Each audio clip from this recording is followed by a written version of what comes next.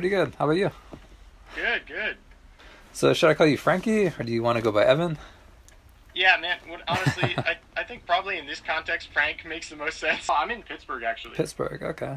Cool. So are you in college for music right now?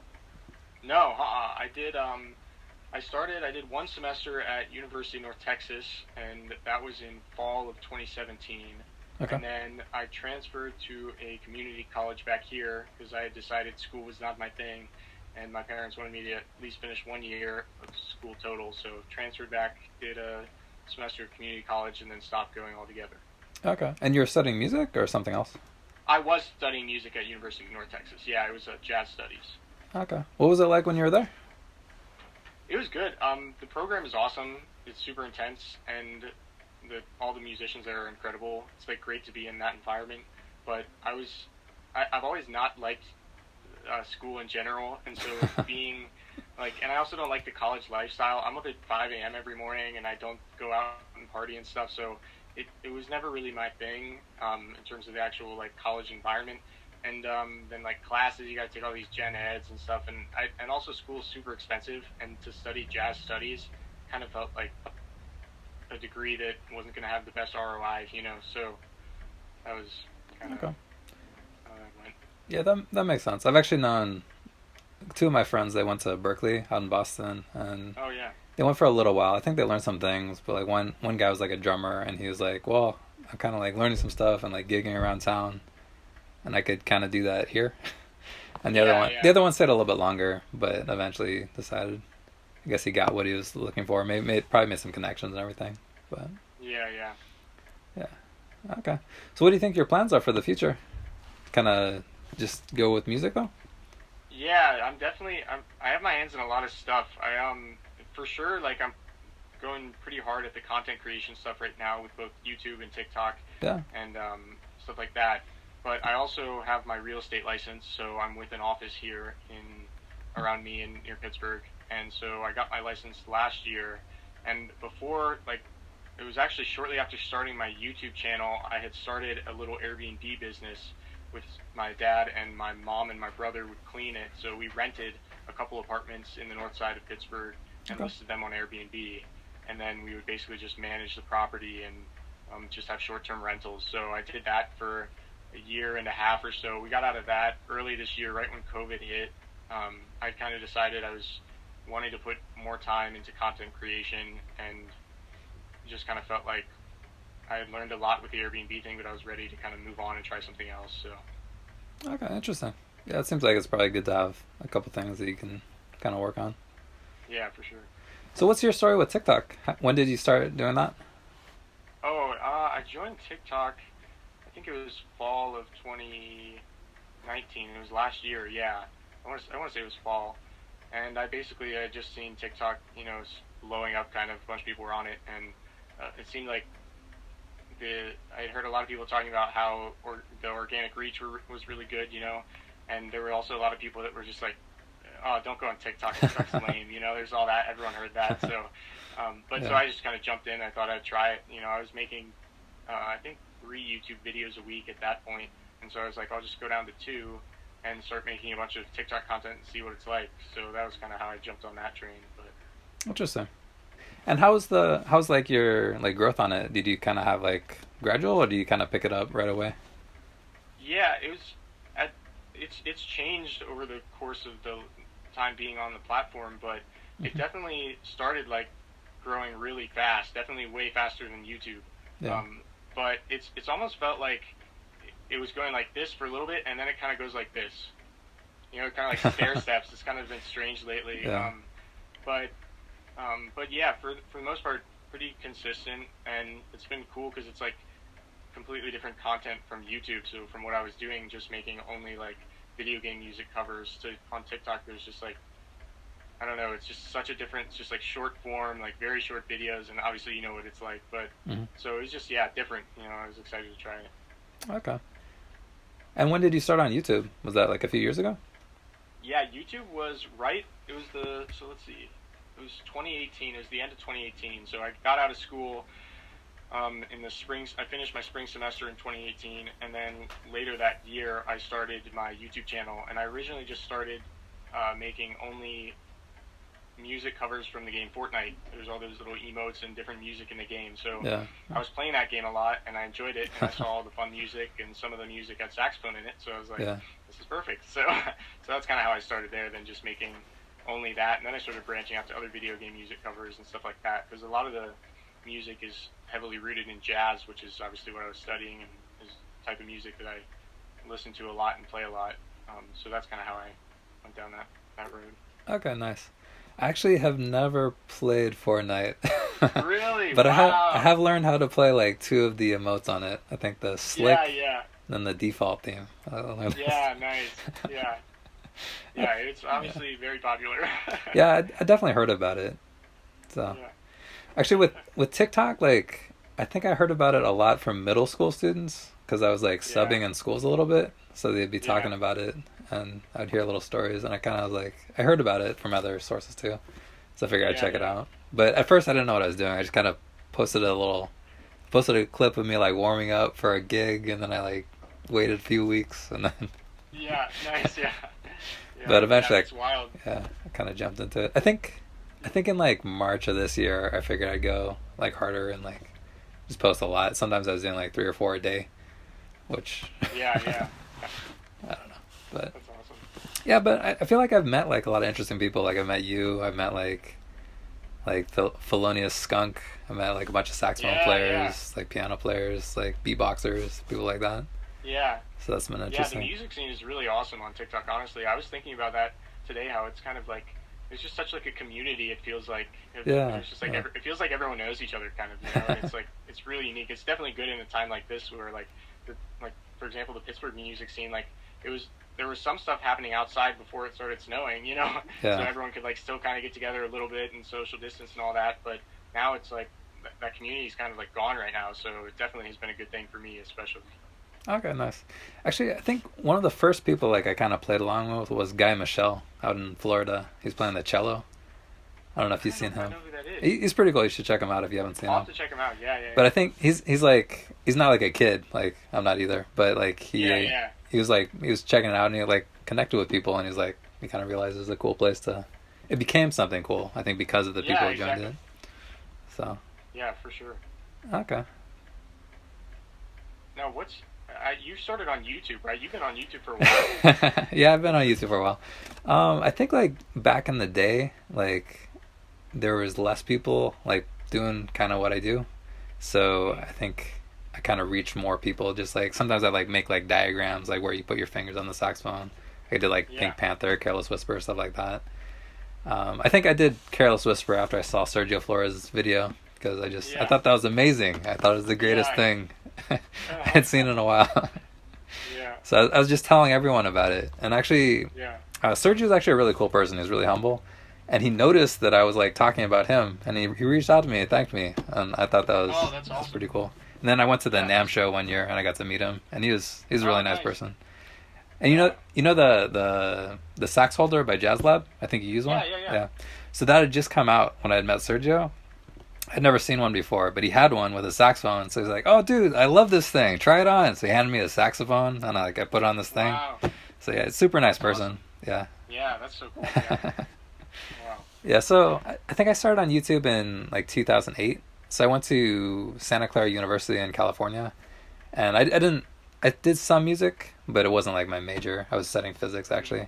But basically I graduated in 2007, and then 2008 I kind of did the YouTube thing. And nice. I started, my first channel was Nealian. Nice. That's a nickname I got from a soccer player in high school. But anyway, so I had that and I switched it over to SaxStation, and then I think I got SaxStation sometime around then. Yeah. So nice. That's awesome. Yeah, so I don't know. I kind of do different things on YouTube.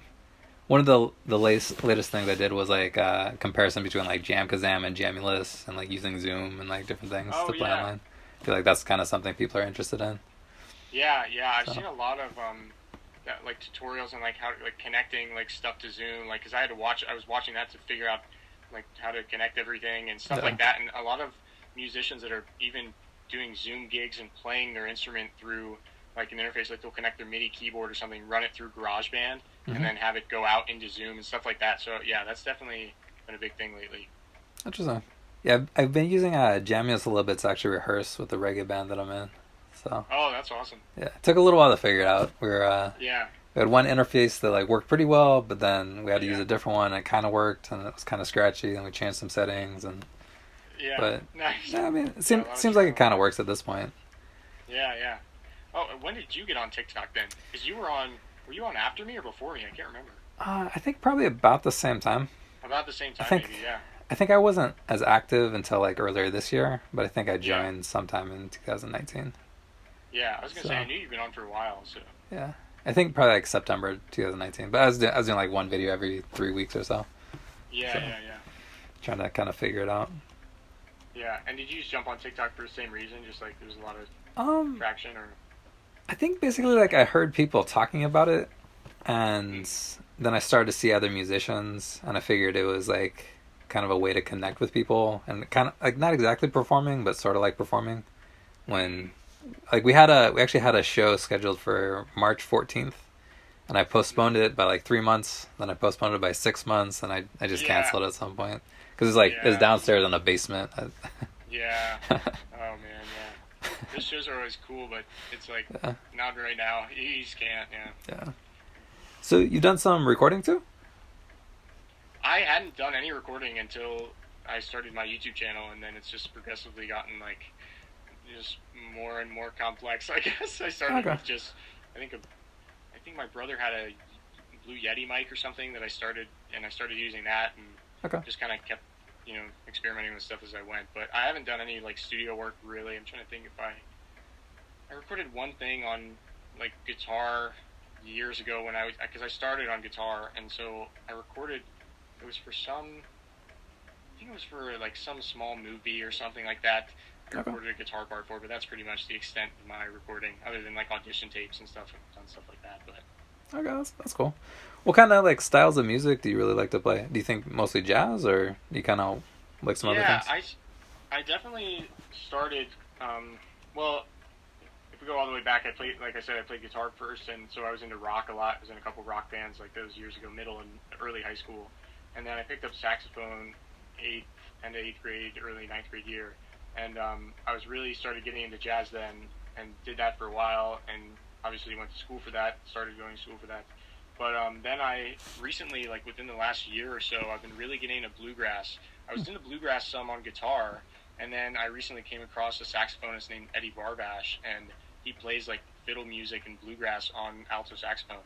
And I just kind of like, I love that sound and the articulation and the bounce and everything. So I've been checking out some of that lately. I haven't been transcribing as much jazz as I have in the past, and I've been transcribing a lot of bluegrass stuff. So that's definitely something I've been checking out a lot of lately. Nice. Was Eddie Barbash? Was he like a musician on a late show for a little while? Yeah, I'm pretty sure Okay. he was. Yeah, and I know he played with, I think it's John Baptiste or something. Or Baptiste. Oh, okay, yeah. Yeah, he played with him for a while too. Yeah. Yeah, He's in New York. I thought I heard that name before. I think one time I drove. Yeah. Yeah. Yeah, he's awesome as Yeah. a character. He's got like a mustache, right? Yep. Yeah. Yeah. I think it's the same guy. He fits the look. Yeah. Cool. Have you listened to like Bela Fleck before? Are you into him? Yeah, I have a little bit. That's a banjo, right? Yeah. If I'm not mistaken. Yeah. I think I've heard like one or two songs, but I haven't listened to him much recently. Oh, okay. Yeah, I think I heard about him kind of through Victor Wooten. Have you read Victor's book, The Music No, Lesson? I didn't know he had a book. Oh yeah. He's got a book. It's kind of like a story, and Okay. yeah, so it's not like a typical like music book, but it's more like there's like a person, and like a kind of strange looking person shows out of his house when it's raining, and they start talking about music. Wow. So it's kind of different, but I Wow. kind of really like it Yeah. actually. Yeah. Yeah, sweet. Yeah, I remember what happened was there's a saxophone player named George Young who he recorded with like Sinatra, like John Lennon, like Stanley Turrentine, a whole bunch of people. Yeah, But I took a few lessons with him, some classes, and he told me about this book, and I was like, oh yeah, and then I didn't read it. Oh. But then like a few months later, he's like, oh, you should read this book, and I was like, oh, okay, and then I checked it out. Yeah. And actually, just like on the front cover, there's like kind of like endorsements or whatever. Like one of them was by Michael Brecker. He's like, you should read this book. Oh, I was wow. like, oh, okay. Wow. Michael Check it out. Brecker. Yeah, what's it called? It's called The Music Lesson. Write it down. Music lesson. Let me write Yeah. that down. Yeah. Yeah, I haven't checked that out. I didn't even know that existed. Yeah, no, I thought it was pretty cool. He kind of talks about like his perspective on music, and like if you get to like meet Victor and like his brothers, you kind of see like where some of these characters and ideas came from. Yeah, that's So, really interesting. Yeah. do you know much about Victor? I don't know a ton about him.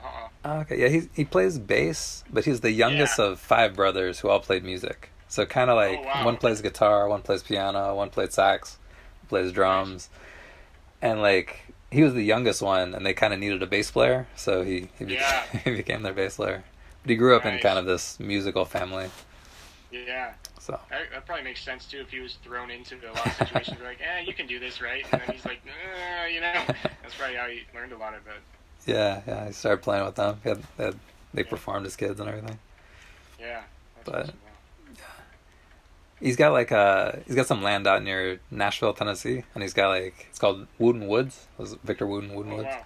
But he has like music classes they go on there. So Oh, that sounds like I don't, you know who Bob Reynolds is? yeah. I went out Yeah, to he Bob does that. Reynolds camp. Oh yeah, that's Yeah. what I was gonna say. That it's like a saxophone retreat, or I forget what he calls it. Yeah, I think Sax in the Something Woods. similar. I think that was the joke name. Their actual name is Inside Outside. Oh yeah, Inside Yeah. Out. Yeah. Yeah. That's what that reminded me of it. Yeah, I went to that actually 2 years. So Oh really? yeah, How was it? it was pretty cool. It's kind of crazy. There's like I think like 60 to 80 saxophone players just like out in the woods. Wow. But there's some really talented people, and Yeah. people of different levels. But yeah, it's pretty Yeah. fun. And who were the guest artists when you were there? Joshua Redman was there. Jeff Coffin was there both times I was there. The other two instructors are like Bob Franceschini and Bob Heminger. And yeah, Bob Reynolds is there. Victor is usually there. Usually Victor's brother, or some of Victor's brothers at least, are there. One time the bass player for Kenny G was there. Like, Oh nice. they just know all kinds of people. Like Sinbad Yeah. goes out there sometimes, the comedian. Yeah. So I'm sure between all those guys, they have an enormous network. They probably know Yeah. every musician on the Yeah. planet. You know? yeah, and then like if they're like playing like locally, like they played in Santa Cruz maybe 2 years ago, so I went out to a show out there. So Nice. Wow. yeah, really cool people. Like, Yeah. and I you bet that was a good experience. yeah, because you're playing music, but then you can like have breakfast with Victor Wooten or like Yeah. all Yeah. these different people. Yeah, for sure. That'd be interesting. Yeah. Yeah, just getting to like pick their brain and stuff and yeah, hear a bunch of different perspectives would be really cool. yeah, because like they don't necessarily all have the same approach, but they all have interesting ideas. You can learn from it. Yeah, Kind of take what for sure, works yeah. for you. Yeah. Huh. Now, this is like kind of unrelated, but Sure. you were speaking German last night. Are you from Germany, or you just know German, or 'cause you don't sound like you have a thick accent? So. But it seemed like you understood what you were saying, and I had no clue. Oh yeah, so basically I'm not from there, but I speak the language. So in college, like that was my minor. I had a German minor. Oh, okay. So I went to Germany for like 2 summer terms. So Nice. I mean, essentially, I spent like 3 months in Germany. And actually, I was just kind of messing around, but I do speak the language. So I was surprised when there's like there weren't that many people, but there's some people, and that one person just started talking. I was like, oh, okay. Yeah, that's so funny. Because they're from Austria. Practice, I guess. Yeah, wow. Yeah, that's crazy. Yeah, I think you were surprised, but I was also surprised. Yeah, it's like I don't know what this conversation is, but that's funny. Yeah. Yeah. Now, did you play any music over there? Did you check out any music while you were in Germany? Yeah, I played a little bit of music. So I didn't take a saxophone with me, but I brought my tenor mouthpiece the first summer, and I was trying to find a saxophone, but I didn't speak the language all that well yet. Like I was learning, I was getting better. But basically, I went to like a shop, and like it didn't really work out. I think I may have went to 2 shops by myself, but I was in this like little program, and one of like the activities we could do was salsa dancing. That's kind of where actually like, I started dancing salsa. And this guy he's a great dancer. He was like this Polish guy who was living in Germany, so his language was good. He could speak well. And also at the end of like the little term, he was doing a show, so he was like making like choreography for this dancing thing, and kind of he was thinking about like this show, like the performance, and like I mentioned to him that I was looking for a saxophone, and he was like, huh, that could be cool for my show, kind of like to introduce like the choreography that he's doing. So he called like I don't know 10, 15 places, and he found one place like in the next town over. So I took the train. and he had arranged it, and then I got the saxophone. And actually, one thing that was funny when I was doing that was the word alt means old, but it also means alto, like alto saxophone. So they're talking to this alt, like saxophone, and I was like an old saxophone? So I was kind of confused. But wow, that's crazy. I think that was like maybe 2 weeks into it, and so he got me this. He basically connected me, and I got to rent the saxophone. Because at first, like I wasn't a German citizen, so it's kind of harder to do a few things. But I guess somehow he found a place that was willing to do it. Wow, that's crazy. So, yeah, so you just rented it, and you don't still have that horn or anything? Oh no, I rented that one for 2 weeks. Nice. And then the second summer when I went back, you know the company Fox Racing? Yeah. Yeah, it's like the Fox race, right? So basically, the founder of that company, his name is Jeff Fox, and he was a physics professor at Santa Clara University, like where I went. We had this kind of connection, and I asked him if he knew someone, and he did. So basically, that summer, there was a saxophone waiting for me when I got there, which was super sweet. I rented it for just like a month, but that's awesome. He helped me out. That's such a good story. Yeah. So yeah, I had fun over there. Danced some salsa, learned some language, played a little bit. So that's awesome. Yeah. And yeah, there's like a end of the term like show that year too, and I met a piano player from England who was really good. So I played a little bit with him. But yeah, that's so neat. Yeah, I've never been anywhere overseas abroad, but I definitely want to travel more at some point. Okay. Yeah. I mean, honestly, like I don't speak German too much at this point. Yeah. Like I used to speak it pretty well. Like I could. I don't know. I think people wouldn't necessarily think I was German, but maybe like Swiss or something. Like I could speak decently, but maybe it's slightly differently. Mm-hmm. So I think the language that's more useful for me now is Spanish. Like. Oh yeah, do you speak Spanish too? Yeah. Oh, nice. But I use that like all the time in California. Yeah. So. Jeez, yeah, I took Spanish in high school for a couple years. I think I did 2 or 3 years of it, and okay. I liked learning it, but I didn't like learning it in a classroom. Like I said, I was a big school person. I wanted to like go travel and just like try to speak it. Like I felt like, what is the point of learning how to write it if I can't? Like, I feel like I can't actually speak it. I don't know what it sounds like. You know, it's like that's always one of those things for me. But yeah, that would be interesting to go to a different country and just be kind of forced to speak the language. Yeah. I've been to Mexico 2 times. So like I went down to play a show. The first time I went down to Rosarito, which is not too far south from Tijuana, and Tijuana is like kind of near the border with San Diego. Yeah. We played some reggae down there, and then the next time I went to Jalisco, and we flew into Guadalajara, and then went to like a smaller place called Zacualco. So. Wow. And so is that with the band you're in? What's it called again? The Rudians? The Rudians, yeah. That was the first trip. Yeah, that's when we went to Rosarito. Nice. But yeah. When I went to Zacualco, though, I brought like a soprano just on the plane. Oh, nice. Yeah. Playing a little bit. A little easier to fit. Yeah. Yeah. No, soprano's super convenient. Like I just got a one piece. Yeah. No one tries to stop you and take your instrument from you. Yeah, we gotta put that under the plane. It's like, oh man. No thanks. Yeah, actually, when I went to Nashville to like Victor's thing, the first time I went like I think it was 10 years ago, and it wasn't all saxophones. It was like music and nature. But I brought the Alto that I just bought because I figured I could bring it on the plane. So I stood it up top. The second time I went, I got like a heavy duty like cargo case from my teacher, Gary Meek. I just borrowed it from him. And I stowed it. And the third time I got like one of those contoured case from BAM, and I just kind of had it behind me. It was black. I just walked on. Didn't have another bag. Just to carry on. Yeah. And it was okay. Yeah, I think I was trying to think when I came back from UNT one time. I had like I had my Alto, which was my carry-on, and then I had like my Alto was my personal item or something, I think, and then I had my carry-on bag, and in that bag I had my flute and my clarinet, and I was like towards the back of the plane, so I didn't get in, and everything filled up, and they had to take it and stuff it under. I was like, oh man, but I was anticipating that kind of, so I packed everything really well just in case. You know, I picture like looking out the plane window as someone like chucks my luggage underneath, and it's like, oh man, you know. Have you seen that? Have you seen that YouTube video called United Breaks Guitars? No, I don't think I have. It's pretty funny. I mean, it's sad, but it's kind of funny. Basically, I think he might have even been like a bluegrass musician, but he had this Taylor guitar, which was I think fairly nice guitar. Like, they kind of exaggerate a little bit, but they show like guys like throwing it, having fun, and just smashing up his guitar. And he was trying to just like talk to United and just get reimbursed, like because he saw them do it, and they wouldn't. So he wrote a song about it. Oh, nice. At that point, they tried to reimburse him and pull down the video, but I think he did better with the video than. Yeah, for sure. Yeah, no, I hadn't heard of that. Jeez, that's brutal. Yeah, it was a few years ago, but yeah, I've heard a lot of instrument horror stories like that. Just like always makes me nervous flying. Yeah, I took the last trip I carried a instrument was like I think last year in the summer, and I took just a clarinet in my backpack because you can literally like put it in a backpack, one of those little compact cases. Yeah, I know. Yeah, usually with Alto, if it's in one of those like gig cases, it's fine. But yeah, I know Tenor is hit or miss.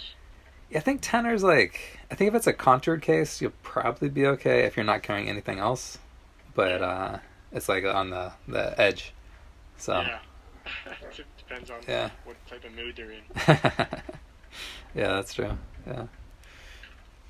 So in terms of how like you practice, like I think you have like a class on Skillshare where you kind of talk about some of that, right?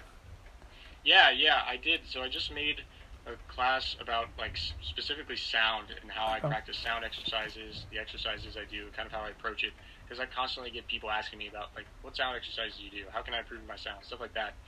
So I've always like kind of been obsessive about my sound, and I spend a lot of time on it. I just like I'm very picky with it, and it's something that I've always just felt like is extremely important.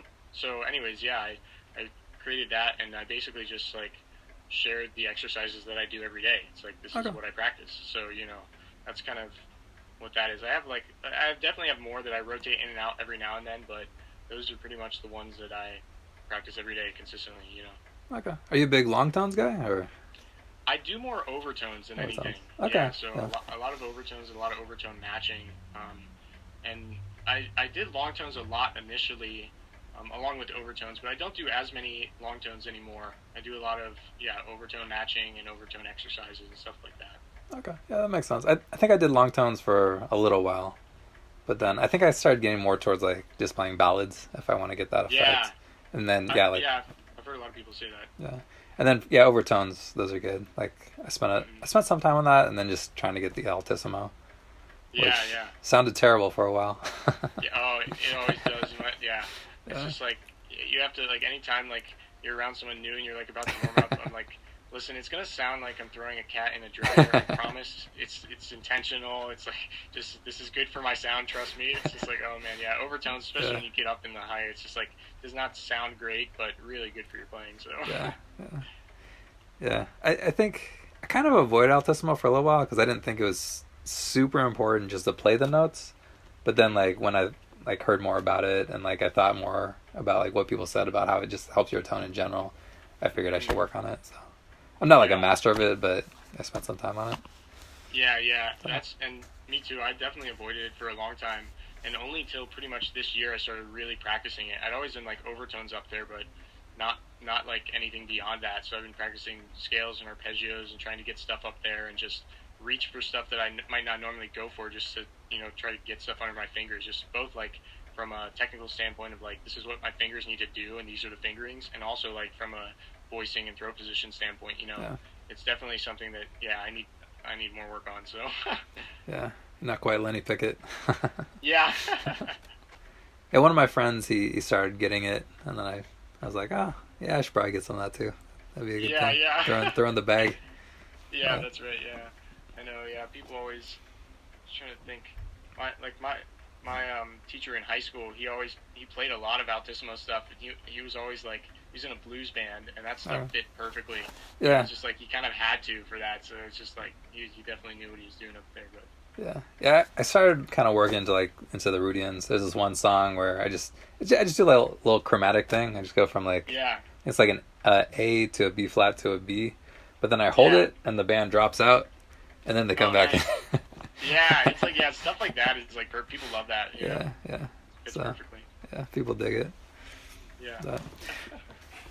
So you said you worked a lot on tone. That actually kind of reminds me of what Bob Reynolds talks about. He says like there's like 7 words that start with the letter T. Like Oh yeah, Tone yeah, yeah. tone is the number one. So Yeah, it's out of that. yeah, that's Yeah. yeah, and part of that is from my teacher that I had in high school. He was always big on sound, and he was Okay. like, "Listen, you just have to tell yourself that you like these sound exercises, and eventually you will." And I found that to be true because for a while I didn't like them, and now I like Yeah. love it. Like I don't feel right if I don't do my sound exercises for the day. Like it's almost like a meditation in a way too. Like it just like Yeah. I feel so much better when I get them done, and I really like working on my sound too. I really do. Okay. But yeah, tone and even the um, jazz studies professor at UNT, Brad Lely, that was one of the things he said down there was like, your sound is the first thing that people hear. So it's Yeah. like, Yeah. that really stuck with me too. Yeah. Like if you play one note and it sounds bad versus you play one. Yeah. Yeah, it's like, yeah. So Yeah. I don't know, but And I guess like even like with like TikTok, like they hear 1 second and they stay or they go. yeah, they stay or they go for sure. Yeah, definitely. Yeah. And you learn a lot of music by ear too, right? Yeah, I pretty much learn everything by ear, and then Okay. for a while I would like for the TikTok stuff, I'd learn stuff by ear and just type it out in MuseScore and then upload PDFs to Google Drive for people to learn. But I almost want to start tutorials on like how to learn stuff by ear or something like that because I think it's too easy to rely on sheet music in a world where it's so easy to find anything you want online, you know. But it's like it's such a good skill to be able to use your ears. It's so necessary as a musician, you know, to be able to hear melodies. And Hmm. I've heard stories of people that are classically trained and very like strict on reading music, but then they can't play anything by ear. It's like, hey, can you play Happy Birthday? And they're like, oh, it's sheet music. It's like, man, like you gotta, you know, it's like it's so important. It's obviously a lot of that comes from a jazz background where a lot of stuff you have to use your ears, and it's like improvising is using your ears and stuff like that.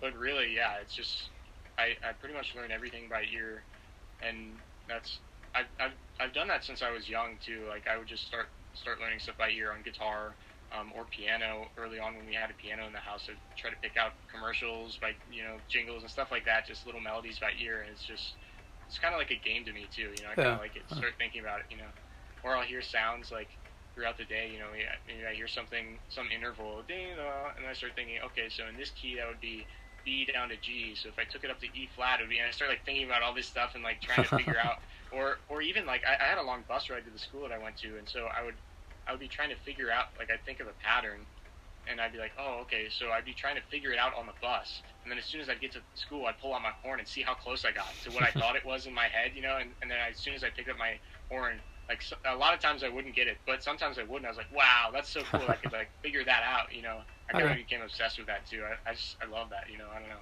Nice. Yeah, I think with me, like I started reading a lot when I was playing early on. So probably at least like the first, I'd say at least the first like 3 or 4 years, that was kind of my focus. I got pretty good at reading, Yeah. and Yeah. I think that was a good thing to have because that's been Oh, useful absolutely, sometimes. yeah. But I think I should have been learning more by ear like the whole time. Like Mm-hmm. I think sometimes if you like feel you're not good at something, you kind of avoid it. For sure. So I kind of did that for a little while, but in retrospect, if I had started earlier, I think I'd be much better at now. Like I feel like Yeah. within the last year, like I've just listened and learned a lot by ear. Sometimes I'm just like jamming with people like on TikTok or whatever.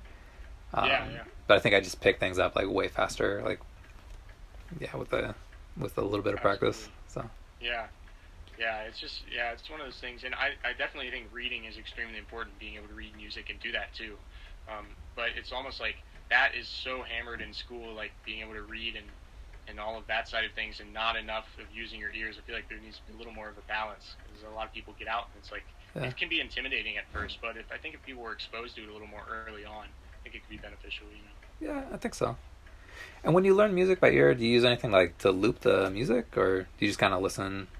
A lot of times I just have it on YouTube and I just click, I prefer to use my laptop so I can hit I've noticed that for some reason on your iPhone, if you double tap to go back, like it goes back 10 seconds. If you do it on the laptop, it's 5 seconds. So I don't know what that is, but that's basically what I do. Or I guess sometimes like when I was doing a lot of longer transcriptions for like solos, I have I forget, I think it's called AnyTune or something. It's basically, something you can do a bunch of stuff. You can change the pitch, you can slow it down, speed up, add loops and stuff.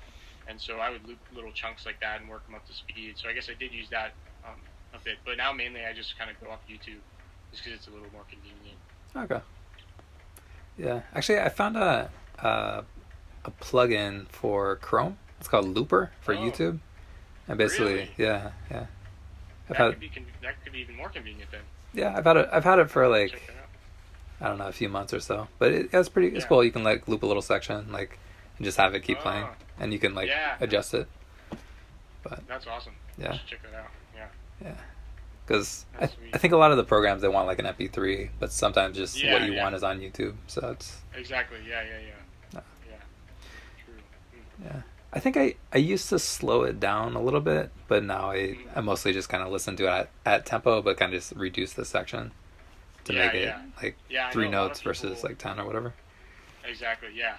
And I know a lot of people are big on, like, this was one of the things at UNT, they said, like, slow theory is no theory. Like, that was kind of the saying, like, so, like, in slow ears is, like, it's like if you can't hear it like that, then it's, like, it's, by the time you hear the changes and stuff, that was kind of the whole premise of it, then it's, like, gone, you know? Yeah. So I get that. I think it depends, too, on the, like, the tune. Like, sometimes there's stuff, guys are playing so ridiculously fast, it's, like, I can't catch that. And also, there's a time in your playing where, like, you're, like, developing that, you know? I mean, forever, really, but definitely early on, it can be super intimidating to take something that's moving fast, you know, and try to take it at speed. So Yeah, I think that's true. I think like if you kind of like build in levels and like you start with easier yeah. things and then you do like more intermediate things, you'll get there. Yeah. I wouldn't jump into like a Brecker solo on like day 3. Yeah. Exactly. Yeah. For sure. Yeah. For sure. Who do you listen to? Let's see. I think I listen to Biggest just inspiration? like a lot of people at this point. I started listening to more reggae like the last few years, like Dread Marai, like different bands around here. Like Catch a Fire is pretty cool. Yeah, so And that's the group you're in is reggae, right? The Rudians, they do Yeah. reggae mainly? Yeah, basically. I mean, I think we do reggae. Sometimes it's a little bit different. Sometimes I've heard people say it sounds like a little more like someone I would listen to just because I'm in it. Yeah. But so I think I'm not like a really traditional reggae background necessarily, but I've started to listen to more of it. We got like some dance hall, like some different influences. A couple of the guys really like metal for a long time, so like we'll throw in like some different things to our songs. Wow. But so I listened to a little more reggae. I've listened to jazz for a while. Like my favorite was Stanley Turrentine for a long time. Yeah. Got a few of his things on vinyl, and then Nice. he's got some good music. And I've listened to like Stan Getz, Coltrane, Sonny Stitt, like different jazz people for a while. Yeah. I'm in a salsa band too, so I listen to like Oh, Fania, nice. like Hector Lavoe, Willie Colon, Yeah, wow. some different people. Do you dance in that too, since you can dance? I mean, I Or don't. no, just the music. Yeah, no, I like to dance. I don't dance a lot when I'm playing. I do like little step. I'll try and get the trombones to do it with me. Nice, yeah. Just for stage presence. But yeah, I don't know. So I say I listen to a lot of salsa. I listen to more reggae. I've listened to jazz, but then I kind of try to like listen to different things. So I kind of I'll try and find like something from Turkey or like something from Nice, yeah. different countries, like different styles of South America, like Yeah. different things. Yeah, one time I learned a song called Los Caminos de la Vida.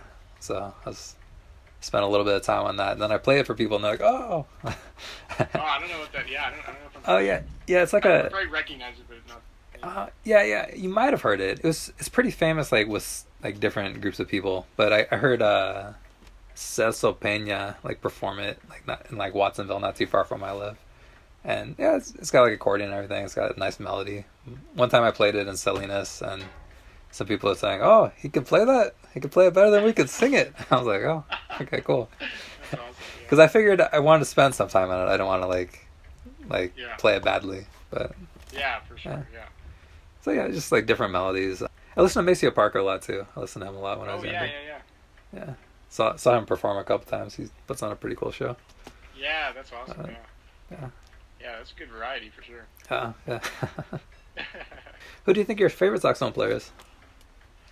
Honestly, at the moment, it's probably Eddie Barbash. Just 'cause Eddie I've been Barbash? listening to him a Okay. ton, yeah. Nice. And he put out like a whole live album of a bunch of live recordings of him, and yeah, I've been listening to him a lot, and transcribing a bunch of his stuff, even like little snippets that he posts on Instagram. I'll like transcribe it and just kind of like really into his playing right now. But Okay. yeah, so probably him. But like for a long time, I listened to a lot of Cannonball Adderley, and I still listen to him too. He's probably like from the in terms of like jazz specific saxophonists, and but definitely a lot of Eddie Garbash right now for sure. I've also listened to like Gary Meek a bit, like especially like his new album called Originals. Because he's my teacher.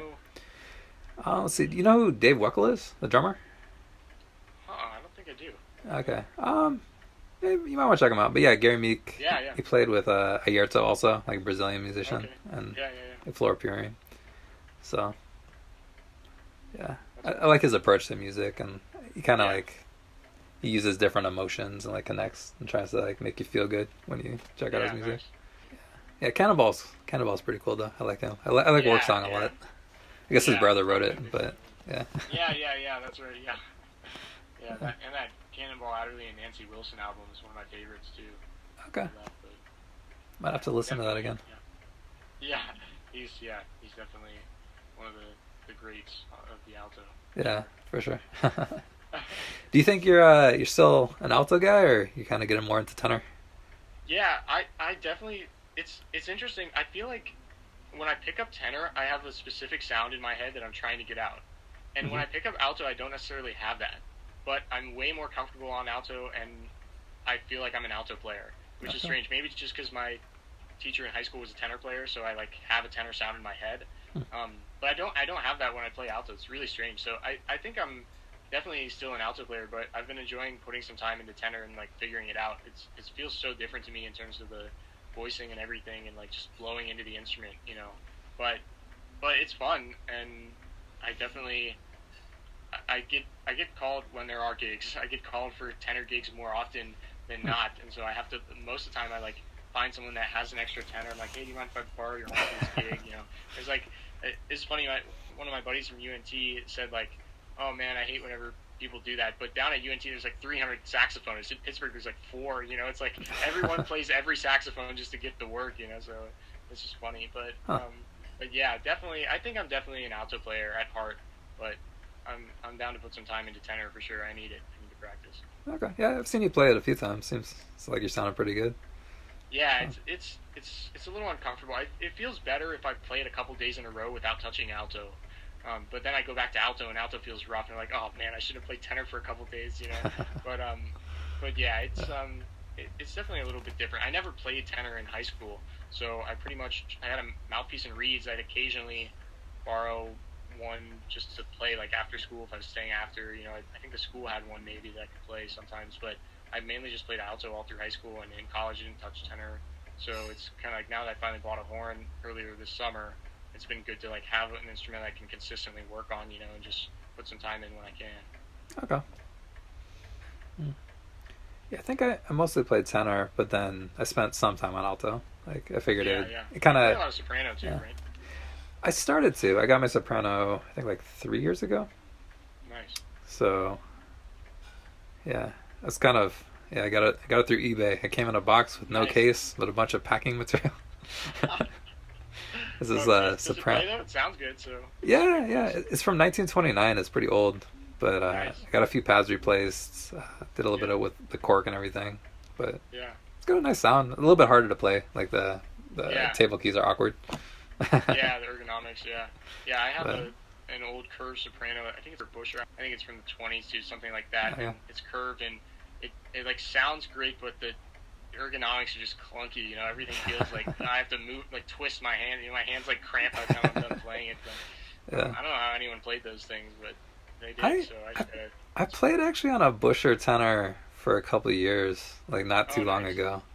I've got a couple of them. Like, kind of funny story. There's this guy named Joe Talbert. He passed away a few years ago, but for a while, like his hobby was basically he was kind of a hustler throughout his life, and he actually did pretty well. He lived out in this place called Pebble Beach.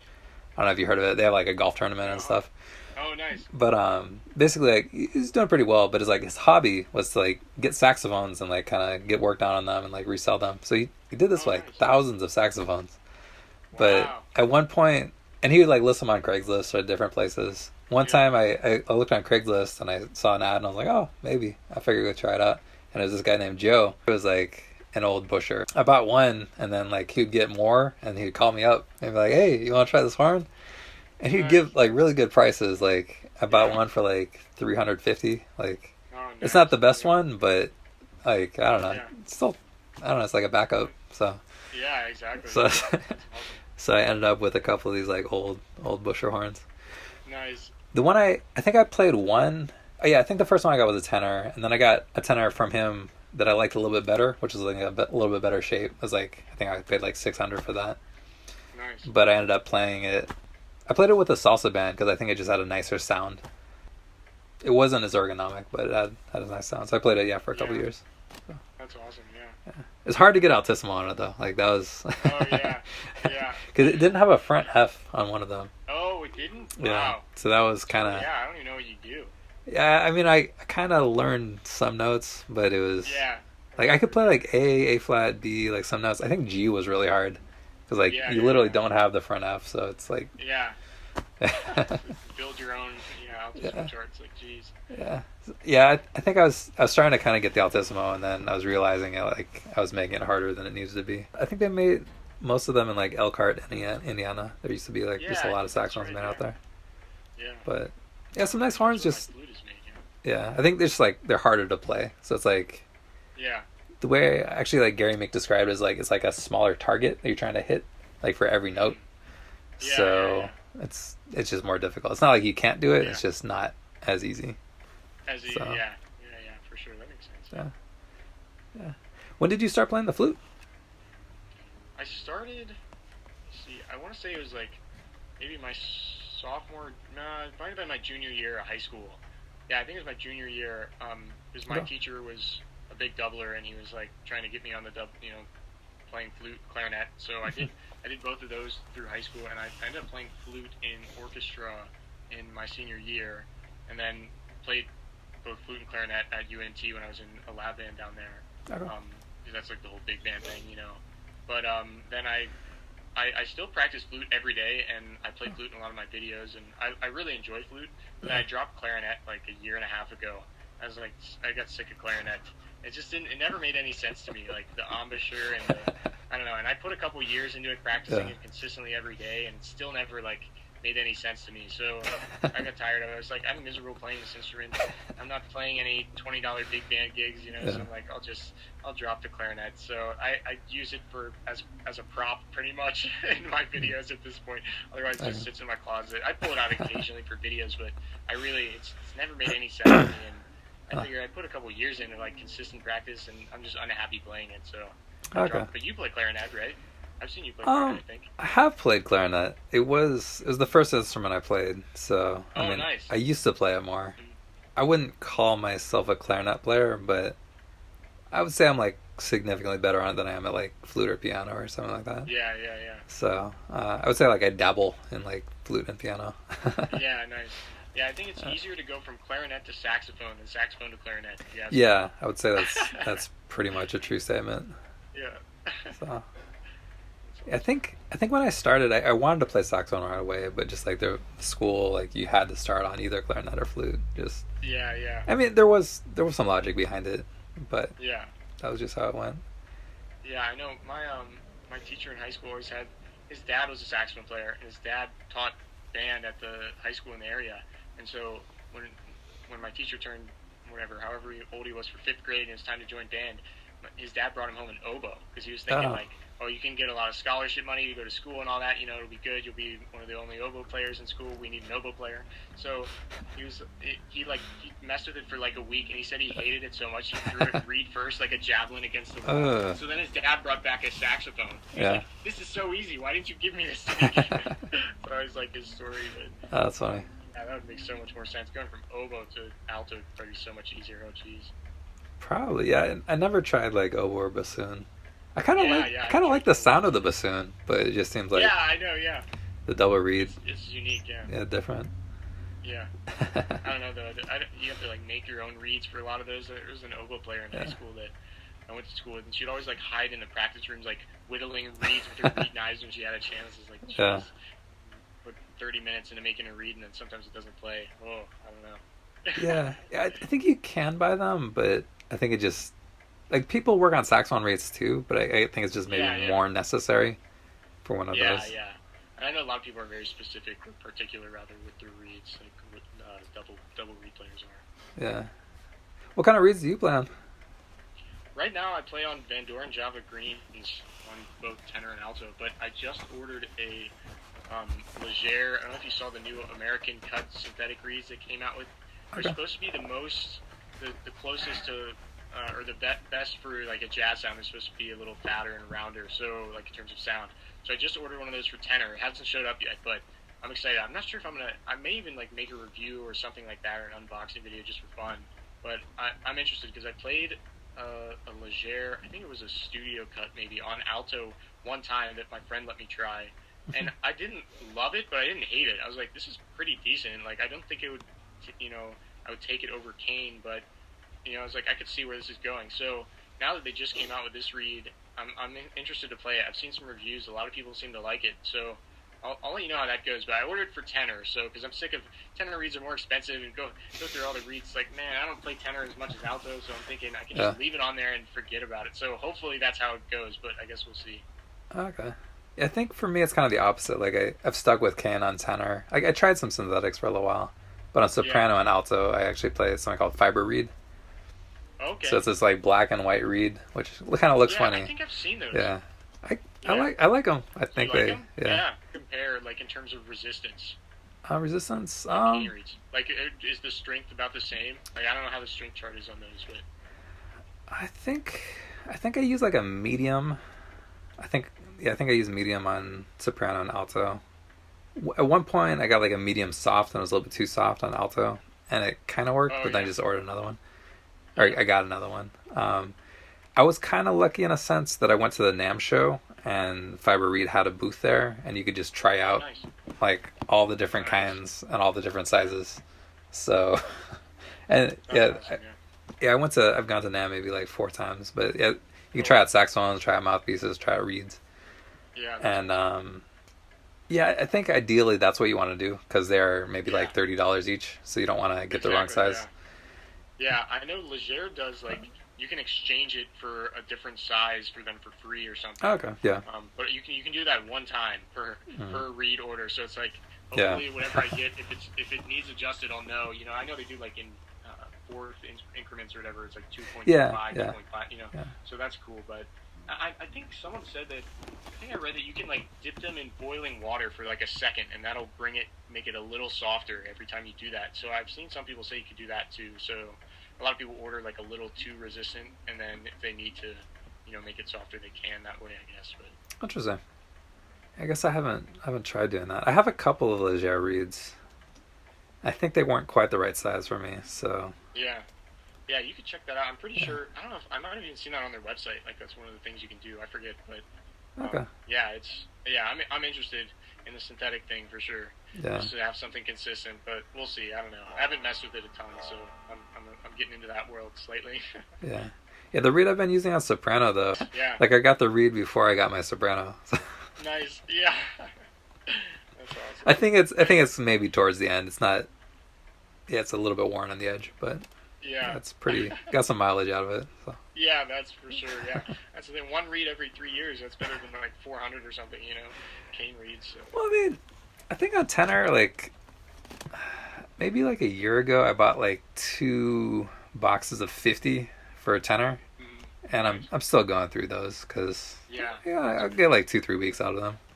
Yeah. Because I played a bit. That's probably a smart way to do it. Just get them in bulk or something one time a year. Yeah. I don't know. Somehow I found like a really good deal on these boxes, and I should have ordered like 5 of them, but I bought 2 because I figured they could have been all bad, and that would have. Yeah.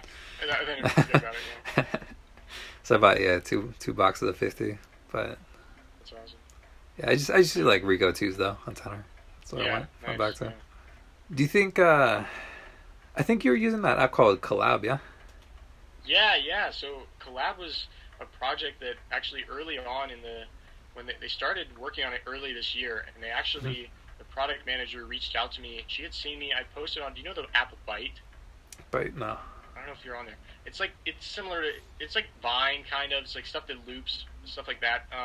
And so I had posted a video on there of me where there was this person that had made an original song and posted it on this app, and it was like 6 seconds long or something, and I liked it, so I downloaded the video and I recorded me playing over top of it and edited me into the video. Yeah. And so I posted that on Byte. And so the product manager that that was working on Collab reached out to me and was like, hey, we're making this app, you know, do you want to help beta test it and stuff?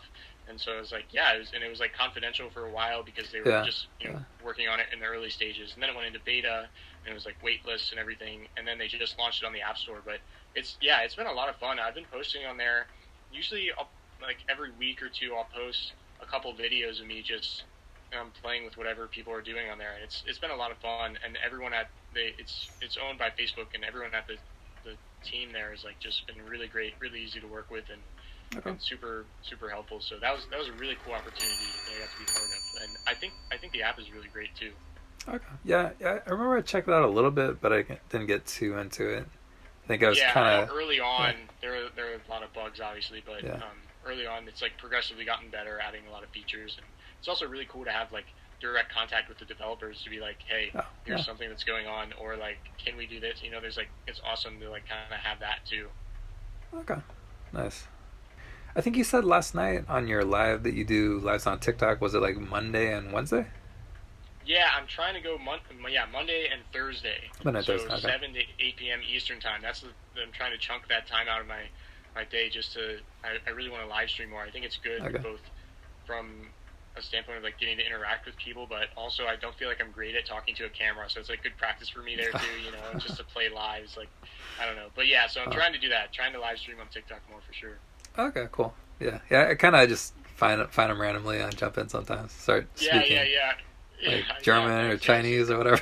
Yeah, that's right. I'll keep an eye. I'll need like a translate button every time Neal shows up. You know? Well, actually, within TikTok, like on videos, I'm not sure when they added it, but there is a translate button.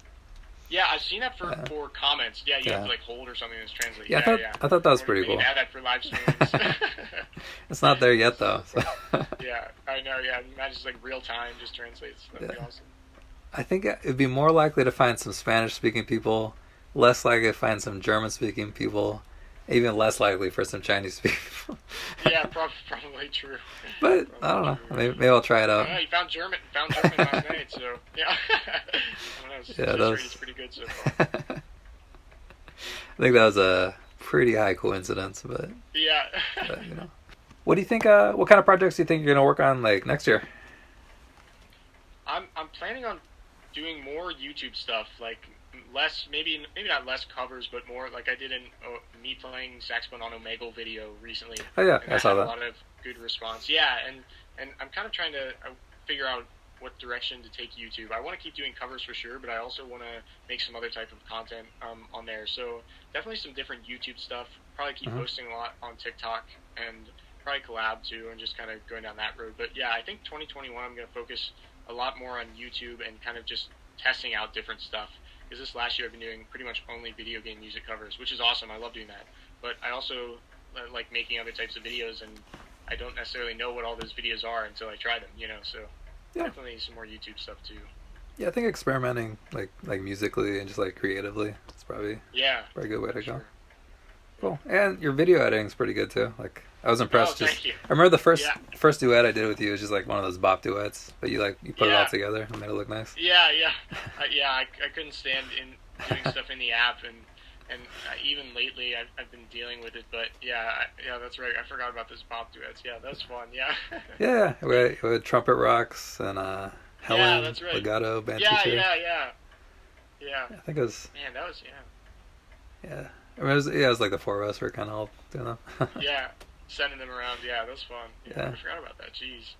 Yeah, I played those bop duets like a long time ago, like when I was like in 7th grade. Yeah. So. I was gonna say, I hadn't seen them in a while. Yeah, they're fun. Bugs Bowers bop duets. Yeah, that's right. Yeah. So in Pittsburgh, do you did you have like a lot of friends who play music too, or like what's the scene out there? I didn't have. I had a couple from school, like high school, and a lot of them went to schools in the area, either in Ohio or somewhere around Pittsburgh or Pennsylvania.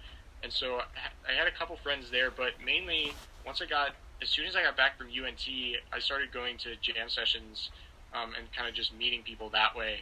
Okay. So there was one that happened consistently, like I think it was on Sunday nights, and I went down to that almost every week and just hung out with the house band and got to know the guys. And they were like younger musicians too, like I want to say maybe in their mid-20s. So they were like not there wasn't too much of a gap. You know, there were a couple sessions where there were guys that were like in the scene for a long time, and so that could be kind of intimidating. So I went to some of those too, but I mainly would hang out at that jam session, just meet people that came, and that's how I met a lot of people that were more my age too. So that was really great for me, to have that jam session, get to network, and also just have an opportunity to play. You know. All right, so yeah, we can find Foolish Frankie on YouTube, on TikTok, on Instagram, Skillshare. You just add, yeah, that's right. Yeah, should just be Foolish Frankie on all platforms. Yeah. I think you have like 130,000 followers on TikTok. That's probably your biggest following, right? I think that's my biggest platform right now. Yeah, that's what. It's funny because it's the platform that is the most recent to me. It's just wild. I don't know, but yeah, that should be it. So, okay, awesome. Cool. Do you have any tips for people on TikTok? Yeah, honestly, I don't know. I mean, it's just the weird thing about TikTok is the trends come and go within days. It's like I don't know. That's been something I've been trying to work on, just jumping on trends as soon as I see them happening. You know, but it's hard. Like you can go like a month without anything doing really well, and then you post one video and it does like incredible. It's strange. It's almost just like, I guess I'm a big fan of volume of content. So like, don't be afraid to just post stuff that you think about. Just do it. You never really know what's going to blow up. You know, so you won't know if you don't post it. You know. Yeah, I think that's true. I think I had one video which is done like way better than everything else. Yeah. I got a lot of followers through it, but that was like a while ago. Crazy. Yeah, it's so strange. It's a weird platform. Okay. Yeah, but I think it's still like a good place to be on, like to connect with people and like to get some exposure. Oh, for sure. All right, cool. Well, thanks for taking the time to talk to me. Yeah, dude. Yeah, thanks so much for setting this up. This is a blast. Yeah, I figured it'd be cool to talk to some other saxophone players, do some more interviews, and yeah, definitely, yeah. And awesome. I've enjoyed seeing what you've come out with. I figured you'll have some cool stuff in the future. So. Oh, thanks, man. Yeah, I've enjoyed checking out all your stuff too. I was gonna say, I think we were probably some of the earliest saxophonists on the app. Now there's more and more. yeah, there's starting to expand. But yeah, maybe in a little while we can do like another one. But yeah, for sure. That'd be awesome. I'll probably jump on your lives again, maybe. Yeah. Mess with you. Speak some different languages. Awesome. All right, man. Well, yeah, thanks so much for putting this together again. I'll keep an eye out for it. All right, cool. Sounds good. All right, have a good day. Catch you later. Yeah, you too.